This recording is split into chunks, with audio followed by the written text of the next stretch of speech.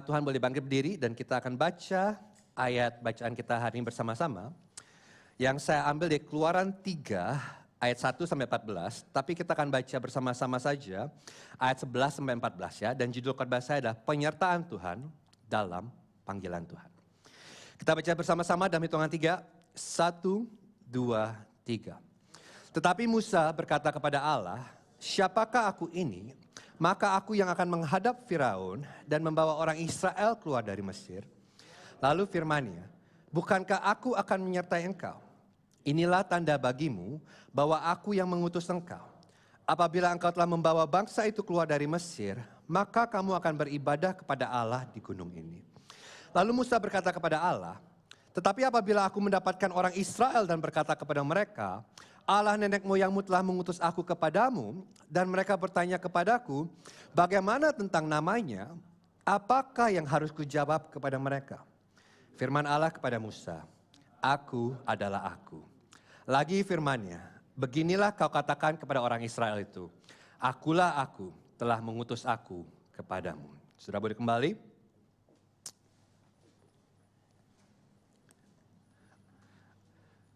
Tahukah Anda apa perintah yang paling sering diulang dalam Alkitab? Jangan takut. Tuhan tidak ingin umatnya hidup dalam ketakutan. Tetapi kalau kita boleh jujur, ketakutan adalah pergumulan yang setiap kita alami.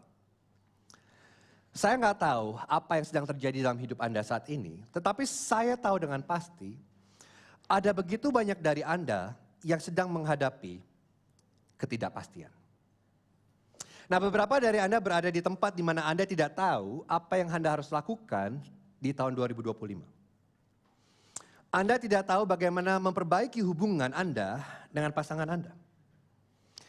Anda tidak tahu apa yang harus dilakukan dengan anak Anda. Anda tidak tahu apa yang Anda harus lakukan dengan pekerjaan Anda. Anda tidak tahu kemana Anda harus melangkah. Atau mungkin Anda tahu tetapi Anda takut. Anda takut dengan tantangan yang Anda bisa lihat ada di depan mata Anda. Dan Anda melihat tantangan itu dan Anda berkata, sepertinya aku tidak memiliki apa yang diperlukan untuk menghadapi semua tantangan itu. Jadi Anda mulai meragukan diri Anda sendiri. Atau mungkin Anda berada di dalam titik putus asa. Jadi Anda berada dalam sebuah masalah yang besar dan Anda berada seperti ada dalam sebuah terowongan yang begitu gelap dan Anda tidak bisa melihat cahaya di ujung terowongan. Anda nggak bisa melihat jalan keluar. Dan karenanya hari ini Anda penuh dengan ketakutan. Dan jika itu Anda, saya punya kabar baik buat Anda. Karena tidak peduli apa yang Anda alami, Anda bisa memiliki keberanian. Karena keberanian itu tidak ditemukan dalam apa yang bisa kita lakukan. Keberanian ditemukan dalam mengetahui dan memiliki kepastian akan siapa yang ada bersama dengan kita. Jadi hari ini kita akan melihat sebuah cerita yang saya yakin saudara tahu kalau saudara besar sekolah minggu. Di mana Tuhan menyatakan namanya untuk pertama kali dalam Alkitab. Jadi Musa bertanya kepada Tuhan, "Tuhan, siapakah namamu?" Dan kemudian Tuhan menjawab dengan sangat agung, namanya adalah Aku adalah aku. Dan nama Tuhan ini memberitahu kita siapa Tuhan. Dan sewaktu kita mengenal nama ini akan mengubah segalanya tentang hidup kita. Nah, tapi sebelum kita masuk ke dalam passage ini, izinkan saya memberikan konteksnya terlebih dahulu, saudara ya. Jadi Musa ini adalah seseorang yang sangat istimewa. Karena dari ribuan bayi yang mati, sewaktu Firaun memerintahkan untuk seluruh bayi dibunuh, Musa selamat. Dan bukan hanya selamat, kemudian Musa diadopsi masuk ke dalam keluarga kerajaan Mesir. Jadi Musa itu besar, dididik sebagai seorang pangeran Mesir dan memiliki masa depan yang penuh harapan. Tapi Musa selalu tahu dia itu bukan seorang Mesir. Dia tahu dia itu seorang Israel.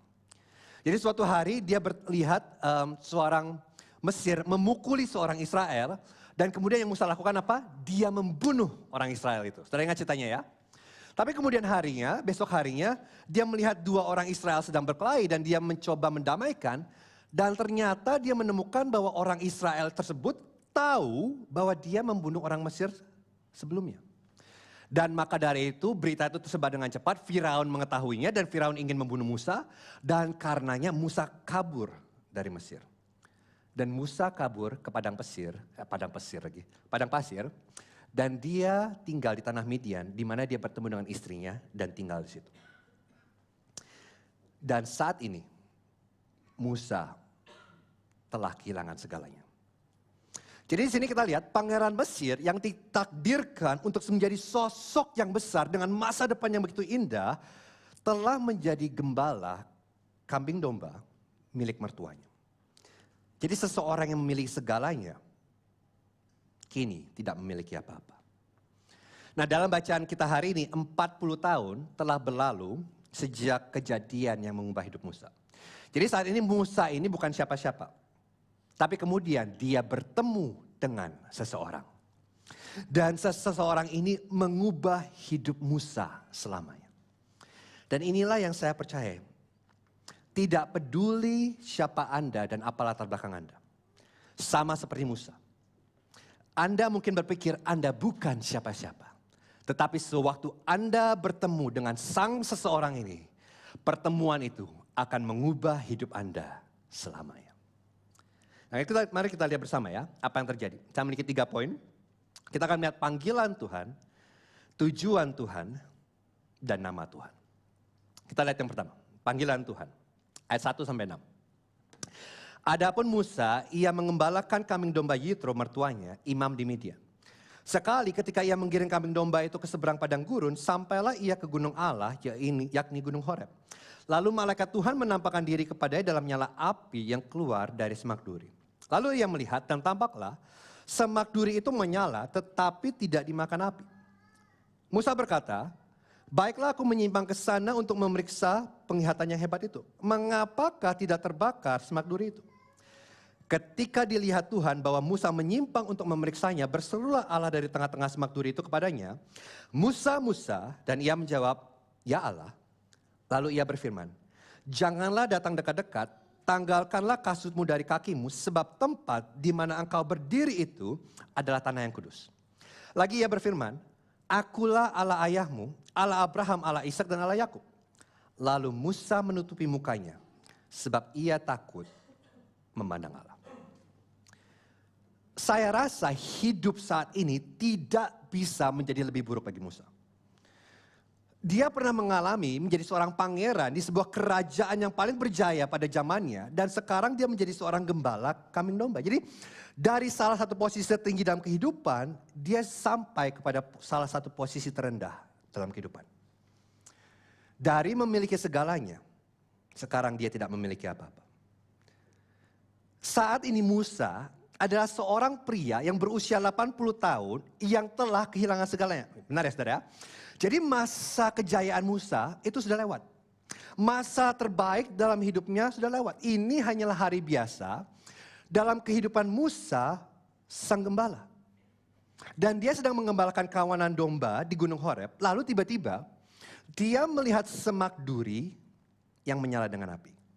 Nah, semak duri yang terbakar itu bukan kejadian yang aneh di padang pasir. Itu kejadian yang biasa. Tetapi ada yang berbeda dengan semak duri. Saudara ingat apa yang berbeda? Semak duri ini menyala dengan api, benar ya? Tetapi api tidak membakar semak duri. Dan ini aneh. Dan bukan hanya itu, kita tahu bahwa untuk api terus menyala dibutuhkan bahan bakar. Ketika tidak ada lagi bahan bakar, api akan padam. Tetapi api ini terus menyala tanpa bahan bakar. Jadi semak duri ini menyala dengan api, tetapi api tidak membakarnya, dan kemudian api tidak membutuhkan bahan bakar. Ini sangat misterius. Dan ketika Musa melihat pandangan yang misterius ini, dia berkata, oke, ini aneh sekali. Coba aku lihat apa yang terjadi. Dan ketika Tuhan melihat bahwa dia mendapatkan perhatian Musa, Tuhan memanggil, Musa, Musa. Dan kemudian Tuhan memerintah Musa, jangan mendekat dan lepaskan sandalmu karena kamu berdiri di tanah yang kudus. Nah, kenapa? Jadi melepas sandal itu adalah sebuah tanda hormat dalam banyak budaya timur. Ini adalah tanda hormat terhadap orang yang memiliki tempat. Ini sama persis saudara, ketika hari ini Anda berkunjung ke rumah Roseville. Anda akan melihat tanda yang bertuliskan, tolong lepaskan sepatu atau sandal Anda. Jika Anda ingin menjadi tamu yang disambut di rumah Roseville, saya anjur Anda mengikuti aturan itu. Jika tidak, saya berikan Anda keyakinan pasti, Anda akan menghadapi penolakan yang sangat keras dari para wanita di rumah Roseville. Itu yang terjadi di sini.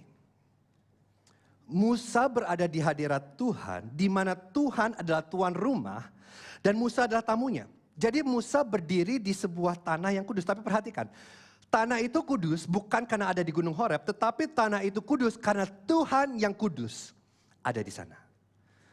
Dan kekudusan Tuhan begitu meliputi Musa sehingga Musa ketakutan untuk memandang Tuhan. Nah, apa yang perlu kita pelajari di sini? Perhatikan nih, saudara. Saudara dan saya perlu menyadari bahwa Tuhan adalah Tuhan padang gurun. Apa yang saya maksudkan? Tuhan tidak bisa menggunakan orang-orang yang penuh dengan diri mereka sendiri. Tuhan hanya bekerja dengan orang-orang yang tidak berguna. Izinkan saya mengulanginya ya. Tuhan hanya bekerja dengan orang-orang yang tidak berguna. Sampai kita tiba pada akhir diri kita sendiri, kita tidak berguna bagi Tuhan. Dan inilah alasan mengapa Tuhan memimpin Musa ke padang gurun.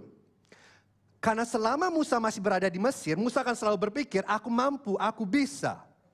Dan Tuhan tidak dapat memakainya. Hanya ketika Musa tiba di padang gurun, hanya ketika segala sesuatu berjalan tidak sesuai dengan keinginannya, Musa bertemu dengan Tuhan. Serta apa artinya? Ini artinya begini. Ini berarti bahwa segala sesuatu yang terjadi dalam hidup Musa selama 80 tahun. Setiap kehilangan yang dia alami. Setiap rasa sakit yang dia derita. Setiap jalan memutar yang dia lalui. Itu semua terjadi untuk tujuan ini. Satu, agar Musa berjumpa dengan semak duri yang menyala dengan api. Nah, bagi beberapa dari Anda, mungkin Anda berada di posisi itu hari ini. Anda ada di padang gurun. Anda memiliki sebuah rencana. Anda memiliki mimpi. Anda memiliki sebuah visi. Tetapi tidak ada yang berjalan seperti yang Anda harapkan. Anda mengira seharusnya sekarang Anda sudah berada di titik ini. Anda sudah menjadi seseorang. Tetapi kenyataan menemukan Anda berada di padang gurun di mana Anda bukan siapa-siapa. Dan cerita Musa mengajarkan kepada kita bahwa Tuhan adalah Tuhan padang gurun. Jangan meremehkan padang gurun. Karena Anda mungkin berpikir, Anda sedang berada jalan memutar, detour. Padahal sebenarnya Anda sedang berada di jalan besar Tuhan. Musa mengira dia berada di akhir hidupnya.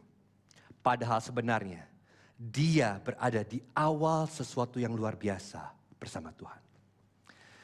Jadi di mata manusia, padang gurun itu terlihat seperti jalan berputar.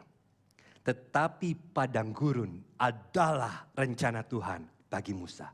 Karena hanya ketika Musa berada di padang gurun, dia berjumpa dengan Tuhan. Saudara menyadari itu? Anda tidak bertemu dengan Tuhan ketika segala sesuatu berjalan dengan mulus. Anda cenderung bertemu dengan Tuhan ketika tidak ada yang berjalan sesuai dengan rencana Anda. Jadi jika Anda sedang berada di jalan memutar hari ini, jangan khawatir. Anda tidak ada di sana secara kebetulan. Tuhan menempatkan Anda tepat di mana Dia inginkan. Dan saya yakin pada saat waktunya tiba, Tuhan akan memanggil nama Anda. Musa, Musa. Tuhan selalu mengenal nama Anda. Tetapi di padang gurunlah Anda mengenal nama Tuhan. Dan kemudian kita lihat apa yang terjadi berikutnya. Tujuan Tuhan. Di ayat 7-9. Dan Tuhan berfirman, aku telah memperhatikan dengan sungguh kesengsaraan umatku di tanah Mesir. Dan aku telah mendengar seruan mereka yang disebabkan oleh pengerah-pengerah mereka. Ya, aku mengetahui penderitaan mereka. Sebab itu aku telah turun untuk melepaskan mereka dari tangan orang Mesir dan menuntun mereka keluar dari negeri itu ke suatu negeri yang baik dan luas. Suatu negeri yang berlimpah-limpah susu dan madunya, ke tempat orang Kanaan, orang Het, orang Amori, orang Feris, orang Hewi, dan orang Yebus. Sekarang seruan orang Israel telah sampai kepadaku. Juga telah kulihat betapa kerasnya orang Mesir menindas mereka. Jadi saat ini bangsa Israel itu sudah berada di penindasan Mesir selama kurang lebih 400 tahun. Nah ini waktu yang sangat panjang saudara ya. Dan selama 400 tahun itu mereka dipukuli, dilakukan dengan tidak adil dan disingkirkan dari hak-hak mereka. Mereka diperlakukan sebagai budak. Dan selama 400 tahun mereka berteriak kepada Tuhan tetapi tidak ada jawaban. Sepertinya Tuhan tidak mendengar. Sepertinya Tuhan tidak peduli. Sepertinya Tuhan tidak ada. Tetapi kemudian tiba-tiba Tuhan datang kepada Musa dan Tuhan berkata, Musa, aku selalu hadir. Aku telah memperhatikan kesengsaraan umatku. Aku telah mendengar seruan mereka. Aku telah melihat penderitaan mereka dan aku akan melakukan sesuatu untuk mereka. Jadi kita menemukan di sini bahwa ternyata Tuhan dalam Alkitab itu bukan Tuhan yang jauh. Dia Tuhan yang dekat. Dia melihat, dia mendengar, dan dia tahu. Tapi tidak berhenti di situ. Ternyata Tuhan adalah juga Tuhan yang bertindak. Dia tidak tinggal diam terhadap penderitaan umatnya. Jadi kemudian Tuhan berkata kepada Musa, Musa, aku telah melihat penderitaan umatku dan aku datang untuk melakukan sesuatu tentang hal itu. Oh, aku akan membawa mereka keluar dari tanah Mesir, Musa. Apakah menurutmu Firaun berkuasa? Mari aku tunjukkan siapa yang berkuasa. Aku akan membebaskan umatku. Aku akan membawa mereka ke tanah perjanjian. Aku akan membawa bangsa Israel ke tanah orang Kanaan. Dan aku akan memberikan tanah mereka kepada bangsaku. Aku akan melakukan itu semua, Musa. Jadi ada di sini saudara melihat bahwa ya, Tuhan yang melihat dan mendengar dan mengetahui penderitaan umatnya adalah Tuhan yang sama yang akan menyelamatkan umatnya. Nah kalau ini jadi film saudara ya, mungkin Anda bisa mendengar drum roll di belakang gitu ya. Tuhan pencipta langit dan bumi, Tuhan Israel sedang bergerak untuk datang menyelamatkan umatnya. Nah kalau Anda penggemar Chronicles of Narnia, ini seperti kok saudara lagi nonton ya, dan saudara mendengar bisikan ini. Saudara dengar ya, tahu ya, Aslan is coming. Aslan, bukan tempat kopi saudara ya, singa saudara ya. Aslan akan datang. Aslan sedang bergerak. Singa yang gagah dan perkasa sedang dalam perjalanan untuk menyelamatkan Narnia.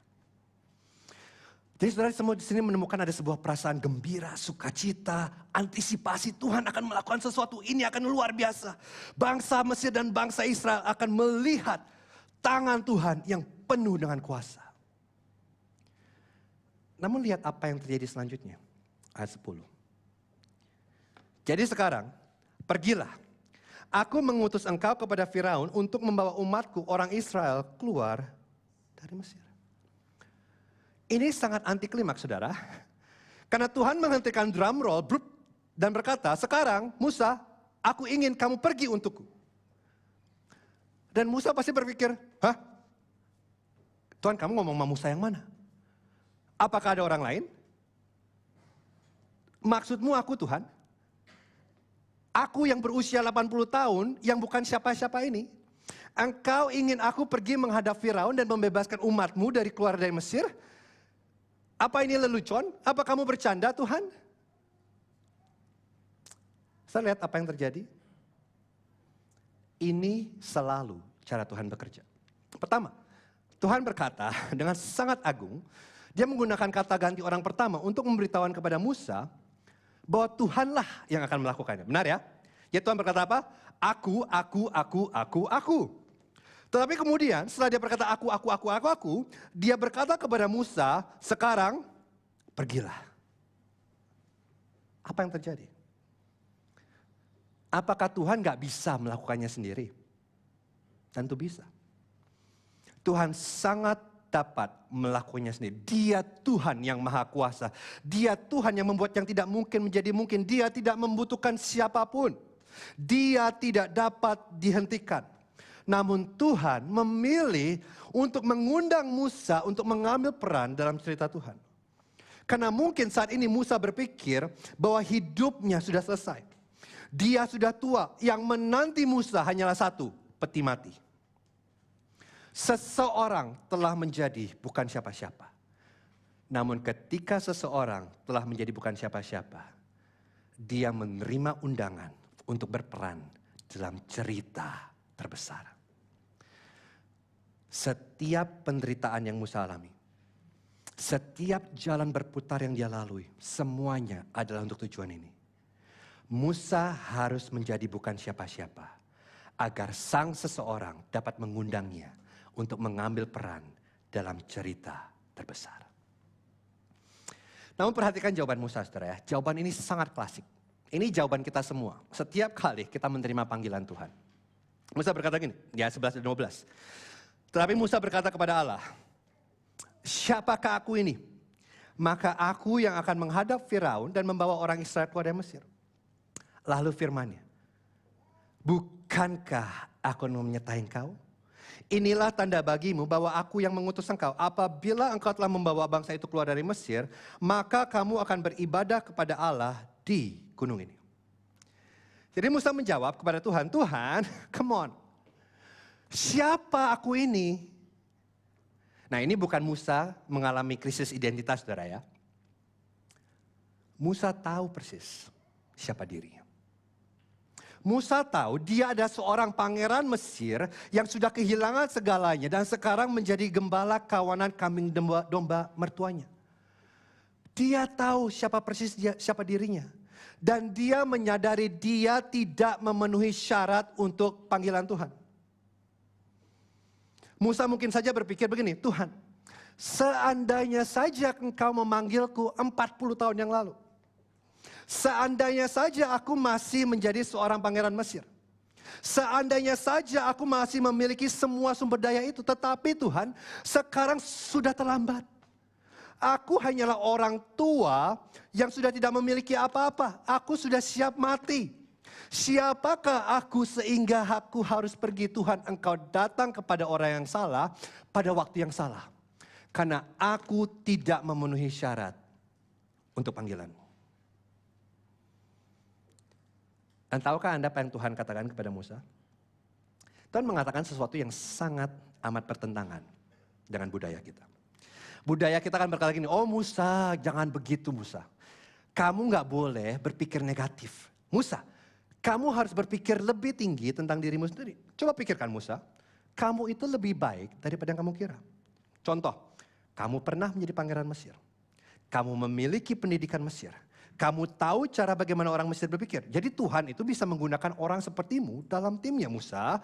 Selain itu Musa, suatu hari orang-orang akan membicarakanmu. Akan ada banyak film tentang dirimu. Mariah Carey and Whitney Houston akan menulis lagu tentang engkau. Namamu akan dikenal di seluruh dunia Musa. Jadi kamu harus percaya diri. Kamu pasti bisa. Jadi ulangi perkataan ini Musa. Aku bisa, aku mampu, aku kuat. Ulangi, aku bisa, aku mampu, aku kuat. Itu budaya kita. Tapi Tuhan dalam Alkitab sangat berbeda. Tuhan tahu persis. Musa tidak memiliki apa yang diperlukan untuk melakukan panggilan Tuhan.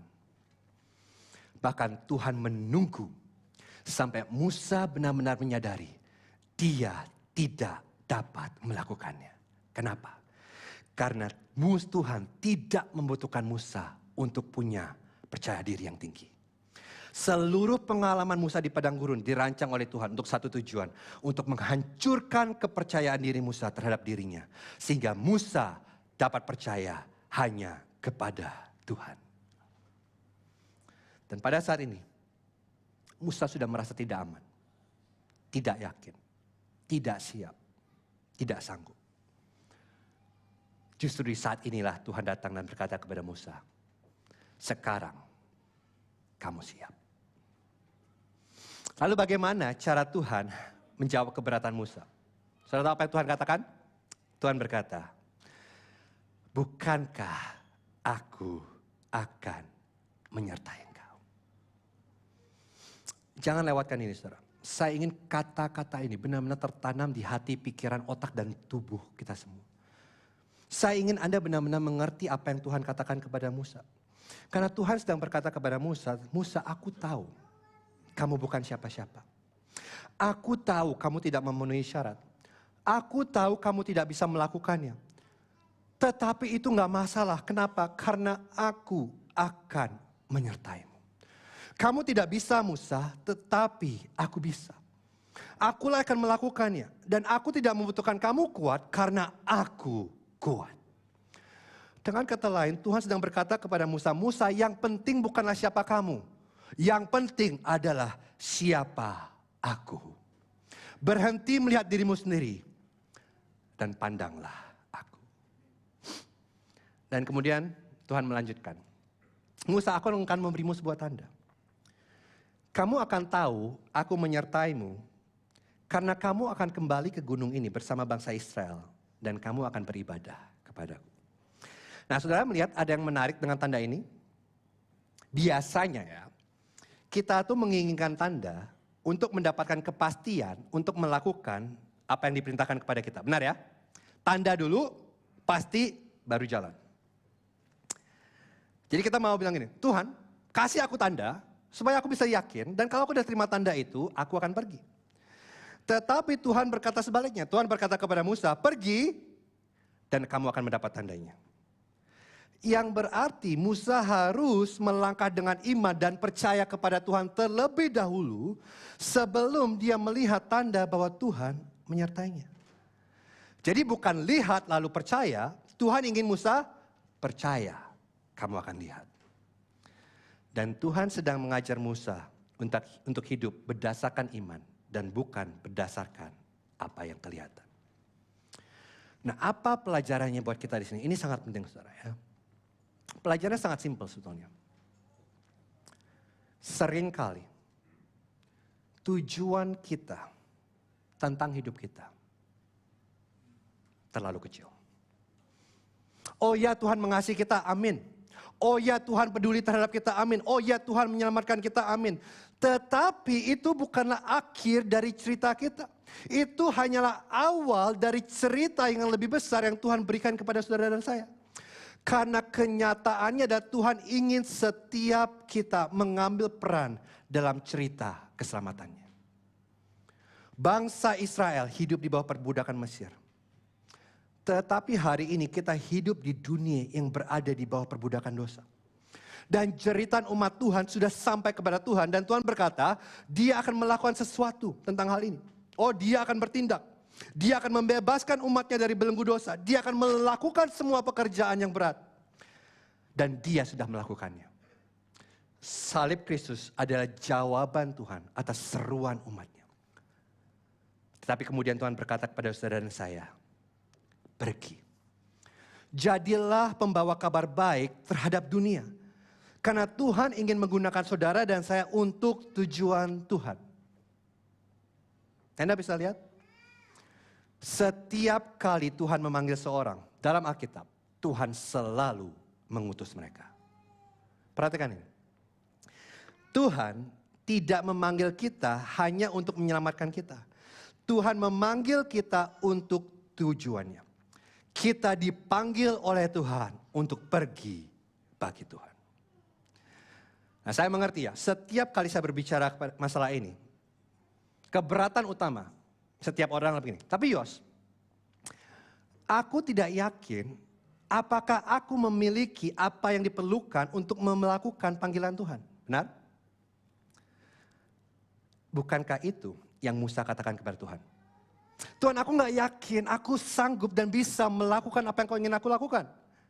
Dan Tuhan menjawab apa? Aku tahu kamu tidak sanggup Musa, tetapi ini bukan tentang kamu, ini bukan ceritamu, karena aku akan menyertaimu. Dan itulah intinya, saudara dan saya tidak dapat melakukannya, tetapi Tuhan dapat melakukannya. Dan dia menyertai kita. Philip Ryken menuliskannya dengan sangat indah dalam komentarinya dalam Keluaran. Dia berkata begini, cerita Keluaran tidak bergantung pada kompetensi Musa, tetapi pada kehadiran Tuhan. Dengan kata lain, Tuhan tidak mencari orang-orang yang berkualitas. Dia mencari orang-orang yang tidak memenuhi syarat, yang tahu bahwa Tuhan menyertai mereka. Salah satu kebohongan yang kita harus hancurkan, salah satu kebohongan budaya yang ada di gereja hari ini adalah begini. Kalau Anda ingin menjadi seseorang dipakai Tuhan dengan luar biasa, kalau Anda ingin menjadi seseorang yang signifikan, Anda harus menjadi orang yang luar biasa. Izinkan saya mengatakan apa adanya kepada saudara dan saya. Kita tidak luar biasa. Kita biasa-biasa saja. Kita tidak lebih baik daripada orang lain. Kita hanya rata-rata. Kita tidak istimewa dan kita tidak harus menjadi istimewa. Kita tidak harus mendapatkan nilai HD untuk dapat berperan dalam cerita Tuhan. Kenapa? Karena Tuhan ahli dalam menggunakan orang-orang yang mendapatkan nilai F. Ada amin yang mendapatkan nilai F? Amin. Tuhan adalah orang yang sangat berspesialisasi dalam menggunakan orang-orang yang tidak mampu. Kenapa? Karena siapa kita tidak sepenting siapa Tuhan.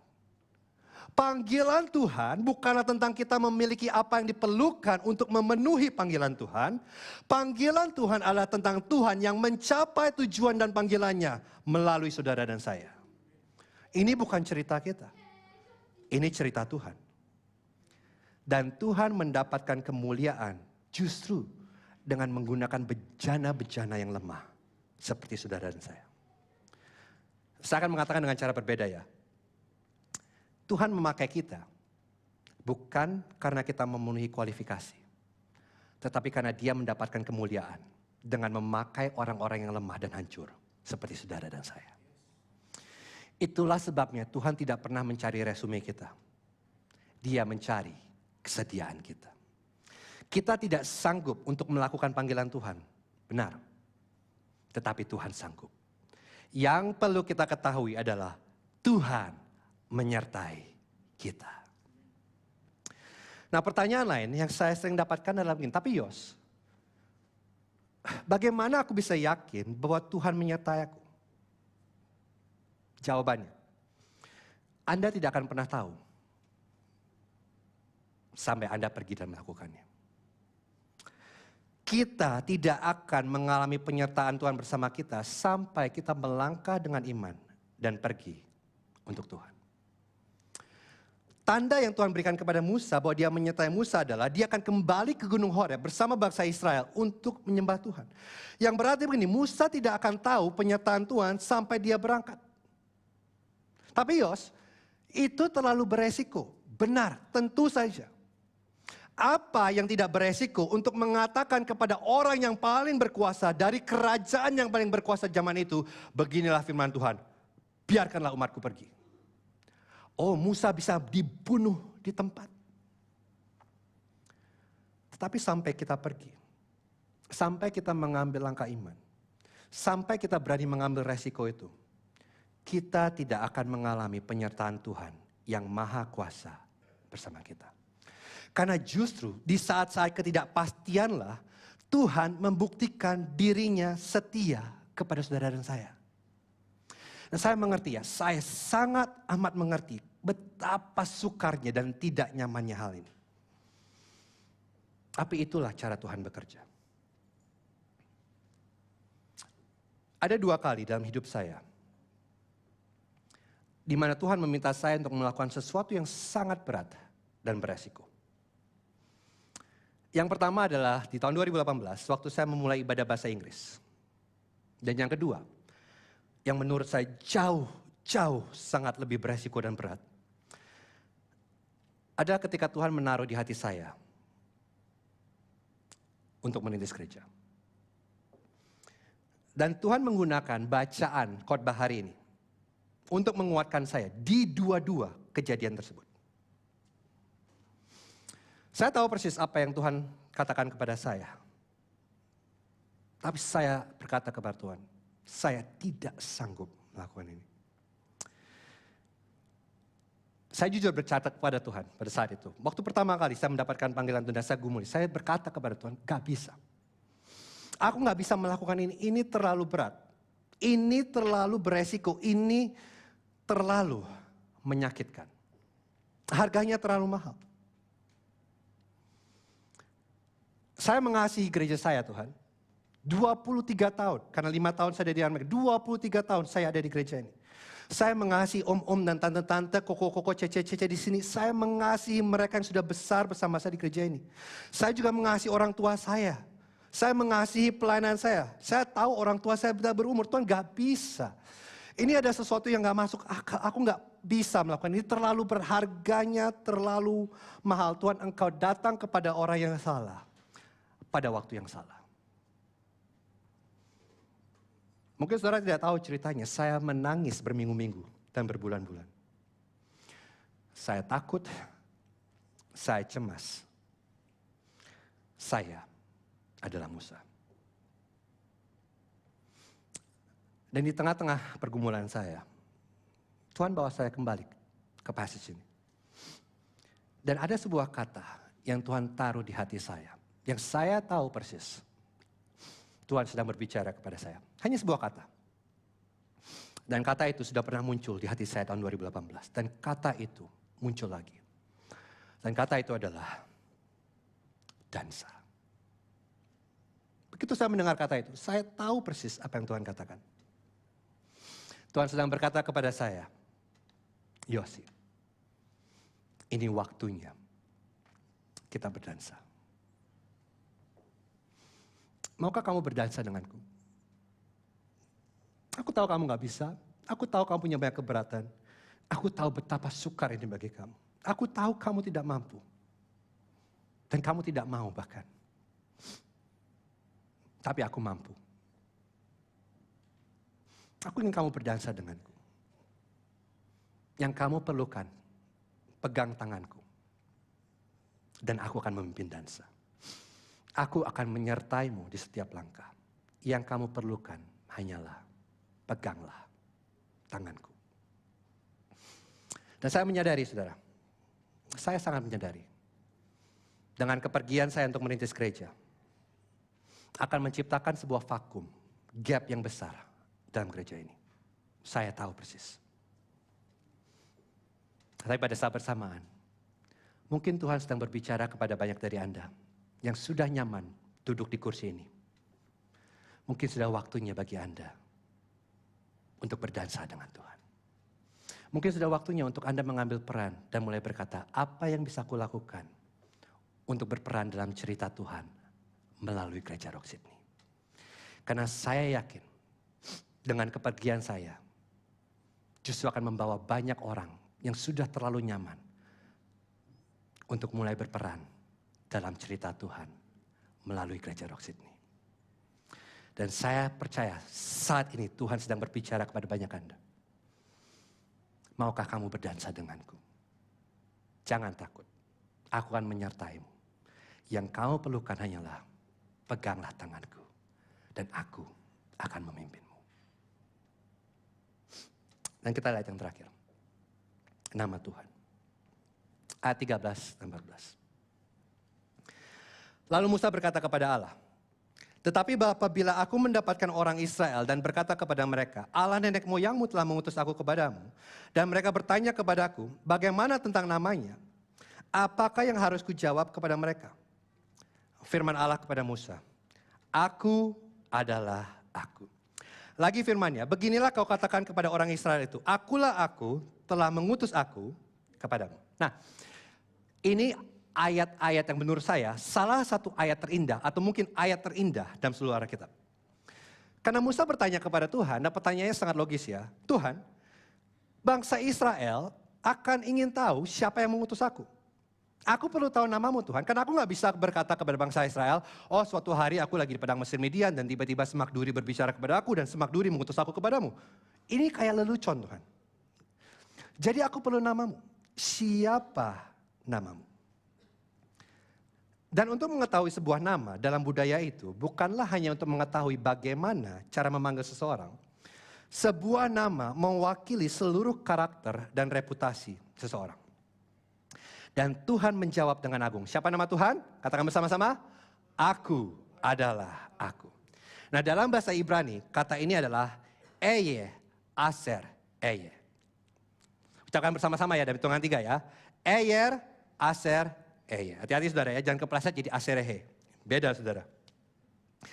Nah, dalam bahasa Ibrani, kata ini ditulis dalam 4 konsonan, Y, H, W, H. Yang berarti, yang disebut hari ini, Yahweh. Inilah nama kudus Tuhan.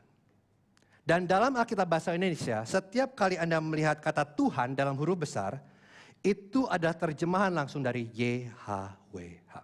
Nah, tetapi apa artinya ketika Tuhan berkata namanya adalah aku, karena ini nama yang sangat menarik. Dan teks ini memberikan kita beberapa petunjuk tentang arti nama Tuhan melalui semak duri yang menyala dengan api. Bagaimana mungkin semak duri ini terus menyala tanpa bahan bakar? Ya. Saya akan memberikan Anda 4 makna di balik nama aku adalah aku. Yang pertama, Tuhan itu kekal. Kalau Anda memiliki anak, pasti ya anak Anda akan bertanya pertanyaan ini kepada Anda.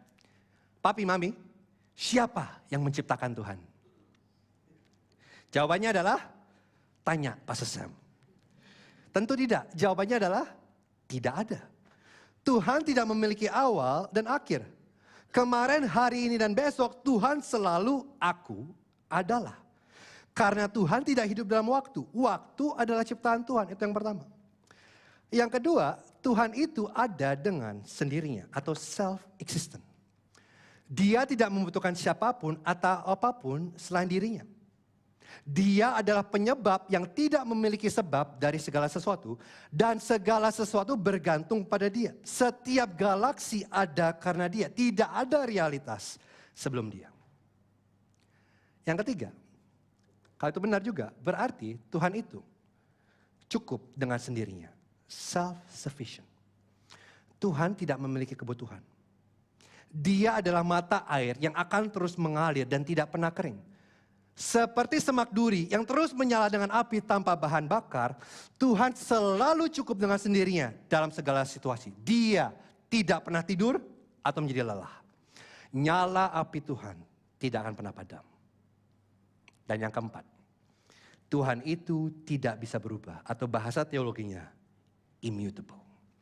Yang berarti Tuhan itu adalah sebuah kesempurnaan yang absolut dan tidak dapat ditingkatkan. Dia tetap sama kemarin, hari ini, dan selamanya. Dia tidak bisa menjadi lebih baik ataupun menjadi lebih buruk. Tidak ada perkembangan di dalam Tuhan.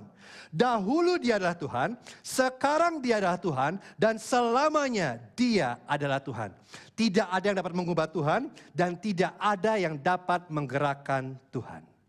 Inilah yang dimaksud ketika Tuhan berkata, aku adalah aku. Segala sesuatu bergantung pada Tuhan. Dan Tuhan tidak bergantung pada apapun kecuali dirinya sendiri. Dan Tuhan yang aku adalah aku berkata kepada Musa, Musa, aku menyertai engkau. Bukankah itu cukup? Jadi kalau saudara dan saya menerima kebenaran hari ini bahwa Tuhan adalah aku. Hal ini melakukan 2 hal kepada kita. Pertama, ini merendahkan kita. Yang kedua, ini membebaskan kita. Nah, kenapa ini merendahkan kita? Karena kalau Tuhan adalah aku, itu berarti saudara dan saya tidak punya alasan sama sekali untuk menyombongkan diri. Tidak peduli seberapa tinggi posisi kita tidak bisa berkata, oh, aku di sini karena aku pintar. Aku di sini karena aku kerja keras. Aku di sini karena aku punya koneksi yang baik. Aku di sini karena tidak bisa. Karena jika Tuhan adalah aku, segala sesuatu yang kita miliki berasal dari Tuhan. Tuhanlah yang memberikan kita talenta. Tuhanlah yang memberikan kita kesempatan. Tuhanlah yang memberikan kita kemampuan. Kalau Tuhan tidak memberikannya kepada kita, kita tidak memiliki apa-apa. Segala sesuatu yang kita miliki berasal dari Tuhan. Saudara tahu jika nama Tuhan adalah aku, tahukah Anda siapa nama kita? Aku bukanlah. Aku bukanlah pusat dari segala sesuatu. Aku bukanlah pemegang kendali. Aku bukanlah solusi. Aku bukanlah pembuat keputusan. Aku bukanlah pemilik segalanya. Dan ini sangat merendahkan dan menghancurkan ego kita. Tapi jika saudara memeluk kebenaran ini sangat membebaskan. Saudara tahu kenapa? Karena itu berarti tidak ada yang bergantung pada kita. Bukan kita yang membuat dunia ini berputar. Kita tidak perlu selalu khawatir karena segala sesuatu tidak berjalan dengan sesuai yang kita inginkan. Kenapa? Karena segala sesuatu selalu berjalan sesuai dengan yang Tuhan inginkan. Kita bisa tenang. Tidak ada yang bergantung kepada kita karena segala sesuatu bergantung pada Tuhan. Bukan saudara dan saya yang penting, Tuhan yang penting. Dan Tuhan yang luar biasa, yang memiliki segalanya dan tidak membutuhkan apa-apa. Dia berkata, aku menyertai engkau. Pertanyaannya, mengapa kita khawatir? Namun ini pertanyaan utama dari teks ini. Dan saya selesai. Pertanyaan begini. Oke Yos, itu kan terjadi pada Musa. Beribu-ribu tahun yang lalu. Bagaimana aku dapat yakin hari ini bahwa Tuhan yang agung ini menyertai aku? Karena ini realitas kondisi kita. Kita tidak dapat hidup tanpa Tuhan. Tetapi yang pada saat yang sama kita juga tidak dapat hidup bersama dengan Tuhan. Kita tidak dapat hidup tanpa Tuhan karena kita diciptakan untuk Tuhan dan kita bergantung pada Dia. Tetapi pada saat yang bersama kita tahu kita adalah orang yang berdosa dan kita sudah memberontak terhadap Tuhan dan karenanya kita tidak bisa hidup bersama dengan Tuhan. Kita tidak mau Tuhan menjadi pusat kehidupan kita. Kita mau segala sesuatu berputar sekitar kita. Kita ingin menjadi pemegang kendali. Dan sewaktu kita bertemu dengan Tuhan yang adalah aku, saudara apa tahu apa yang terjadi?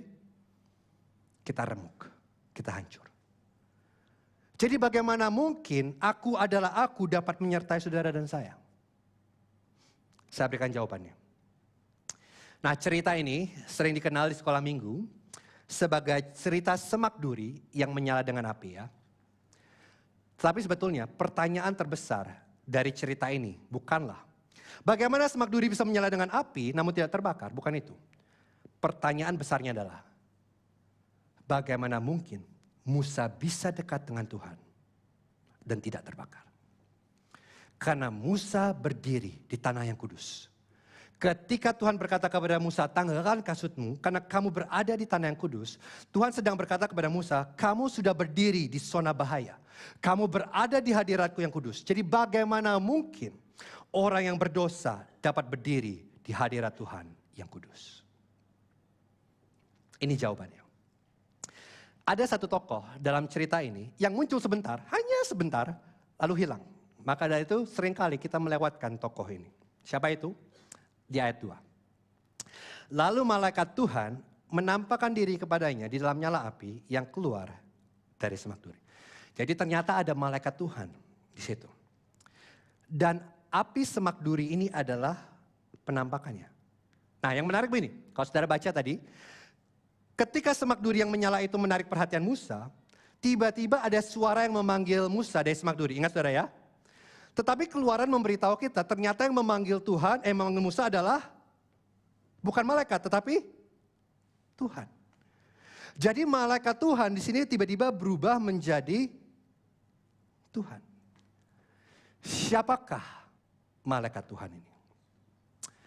Ribuan tahun kemudian terjadi sebuah perdebatan besar antara orang-orang Farisi dengan seorang rabi muda. Dan orang-orang Farisi dan para ahli Taurat bertanya kepada rabi muda ini, siapa kamu sehingga kamu berani berkata bahwa kami ini salah? Oh, tidakkah kamu tahu bahwa kami ini adalah anak-anak Abraham? Apakah kamu mengatakan kamu lebih besar daripada Abraham? Umur kamu berapa? Kamu belum sampai 50 tahun dan kamu berkata kamu sudah melihat Abraham? Apakah kamu gila? Kemudian rabi muda ini memandang para ahli Taurat dan orang-orang Farisi. Dan dia mengatakan sebuah perkataan yang sangat amat mengejutkan.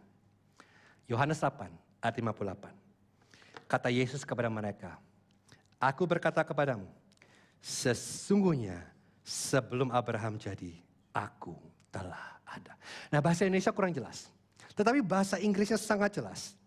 Dia berkata begini, Jesus said to them, truly, truly I say to you, before Abraham was, apa?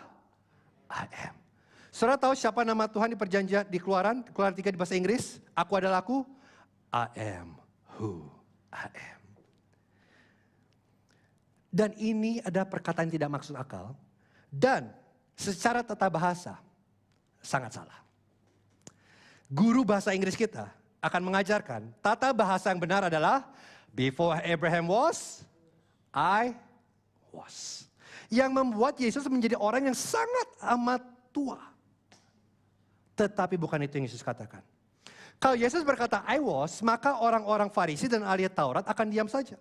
Tetapi begitu orang Farisi dan mendengar jawaban Yesus, mereka langsung mau membunuh Yesus. Kenapa? Karena mereka tahu persis apa yang Yesus katakan. Yesus berkata, I am who I am. Yesus sedang berkata kepada mereka, nama Tuhan yang begitu kamu agungkan. Nama Tuhan yang begitu kamu puja. Nama Tuhan yang tidak memiliki awal dan tidak memiliki akhir. Nama Tuhan yang kekal. Aku adalah aku. Akulah Dia. Dan inilah alasan mengapa Musa bisa berada di hadirat Tuhan yang kudus dan tidak hancur. Karena malaikat Tuhan yang juga adalah Tuhan menjadi perantara antara Tuhan dan Musa. Oh, Tuhan itu kudus, benar.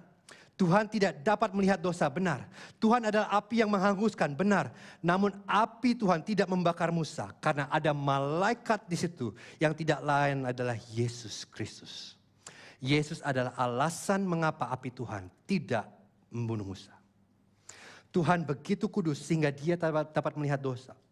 Tapi Tuhan begitu mengasihi sehingga Dia membuat jalan agar Dia dapat menyertai umatnya. Apa yang Tuhan lakukan? Tuhan mengutus anaknya yang tunggal untuk menanggung murka Tuhan atas dosa. Sehingga hari ini ketika saudara dan saya menaruh iman kita kepada Tuhan, kepada Yesus, kita dapat memiliki jaminan kepastian. Tuhan menyertai kita. Karena api murka Tuhan yang seharusnya saudara dan saya terima karena dosa kita sudah dibayar oleh Yesus. Sehingga hari ini saudara dan saya tidak akan lagi hangus oleh api murka Tuhan. Dan bukan hanya itu, cerita belum selesai. Saat saudara menaruh iman saudara kepada Yesus hari ini, aku adalah aku, tinggal di dalam kita. Saat ini di dalam setiap orang percaya, kita memiliki Roh Kudus. Dan jika Tuhan yang kekal, dan jika Tuhan yang ada dengan sendirinya, Tuhan yang cukup dengan sendirinya, Tuhan yang tidak pernah berubah itu ada bagi kita dan tinggal di dalam kita. Pertanyaannya, sadarkah saudara apa yang Tuhan dapat lakukan melalui saudara dan saya? Saya nggak tahu apa panggilan Tuhan untuk Anda. Tapi doa saya untuk gereja Rock City adalah untuk setiap jemaat Rock City berhenti hidup dalam cerita kecil Anda. Dan mulai berperan dalam cerita agung Tuhan. Oh ya, itu beresiko, pasti. Oh ya, harganya mahal, pasti. Oh ya, itu sangat menyakitkan, tentu saja. Tetapi Anda tidak melakukannya sendirian. Tuhan akan menyertai Anda di setiap langkah. Yang perlu Anda lakukan hanya satu. Maukah Anda memegang tangannya dan berdansa dengan Dia? Mari kita berdoa.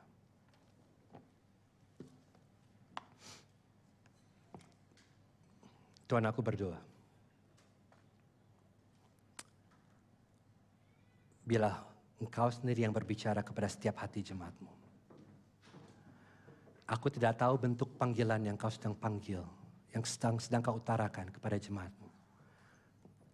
Tapi biarlah setiap kami boleh berkata, ini aku. Pakailah aku Tuhan. Karena Engkau tidak pernah mencari kemampuan kami. Engkau mencari kesediaan kami. Apapun bentuk panggilan-Mu, apapun harga yang harus kami bayar. Biarlah kami mendapatkan kekuatan suatu kami melihat Yesus. Engkau sudah terlebih dahulu membayar harganya bagi kami. Engkau sudah mengambil semua api murka Tuhan. Sehingga hari ini kami dapat memiliki kepastian. Tuhan, Engkau beserta kami. Apapun bentuk panggilan, berapapun mahalnya harga yang harus kami bayar. Biarlah kami boleh berkata, hidup kami bukan milik kami. Cerita kami bukan cerita kami. cerita kami adalah ceritamu. Pakailah kami dalam cerita agamamu. Biarlah hidup kami membawa kemuliaan bagi namamu. Bantu kami Tuhan. Mampukan kami di dalam kelemahan kami. Biarlah kami boleh berkata, Kristus, Engkau cukup. Dan kami akan melihat penyertaan tangan-Mu sewaktu kami berjalan dengan iman dan bukan dengan penglihatan. Dan kami minta doa ini dalam satu nama Tuhan Yesus Kristus. Amin. Mari kita bangkit berdiri.